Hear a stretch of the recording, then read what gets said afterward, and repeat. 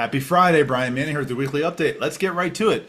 Monday this week, we got the Zillow rent index. This looks at the month of June. So rents were up 0.4%. We're going to look at an inflation report here in the near future. Definitely there's a disconnect of rent increases and the actual market conditions versus what we're seeing in some reports, but we'll talk about that more in a moment. Tuesday this week, we got PPI. So PPI stands for Producer Price Index. You know, a lot of people didn't pay much attention or place much weight on this report previously because it looks at inflation on a wholesale level, but now and over the last couple of years, inflation has been a hot topic. So now we're looking more and more at inflation on a wholesale level. So on a month-over-month basis, this was up 0.1%. Expectations was that wholesale inflation on month-over-month basis would be up 0.2%. So that's a little bit better than expected. On a year-over-year basis, so we saw a 0.5% drop, which is huge. So it went from 2.7% to 2.2%. So seeing inflation come down there on a wholesale level, theoretically, if inflation is reducing on a wholesale level, that should pass over to savings to us as consumers. It doesn't necessarily work like that perfectly or congruently, but theoretically, that's how it should work. We also got CPI for the month of July. Let's take a look at this because I think this is actually really important for us to pay close attention to.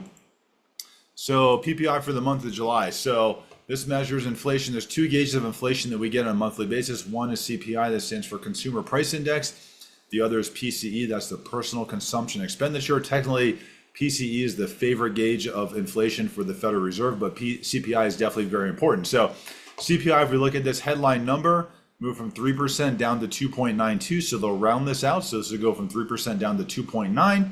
And the core rate that strips out volatile items such as food and energy went from 3.3% down to 3.2. So we saw a nice little decline there. Let's take a look real quick and see like what the most meaningful parts of this report were. So we've talked about this many times over the last couple of years. Shelter makes up 45% of this report. Shelter is very stubborn. Shelter has moved down from 5.2% to 5.1%.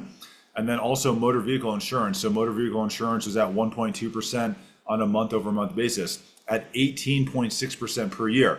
The thing about these items is shelter is a lagging number. So it's almost like driving your car by looking in the rearview mirror, right? You're making decisions on shelter numbers that happened 12, 14, 16, 18 months ago, right? So shelter from 18 months ago is impacting decisions right now as far as inflation is concerned. And the motor vehicle insurance, you know, no matter what the Federal Reserve does, no matter how much they hike rates or lower rates, motor vehicle insurance is never going to change. Insurance is getting more expensive as cars are being built and there's more computers and there's more technology built into the bumpers that even a small fender bender could be very costly as far as insurance claims are concerned. So you're seeing, you know, motor vehicle insurance just continue to rise and escalate on a monthly and an annual basis. So if we look at these numbers on these shelter numbers, you know, the shelter rate of the 3.2% that inflation is going up, 2.3% is shelter, right? So this is data from 12, 14, 16, 18 months ago.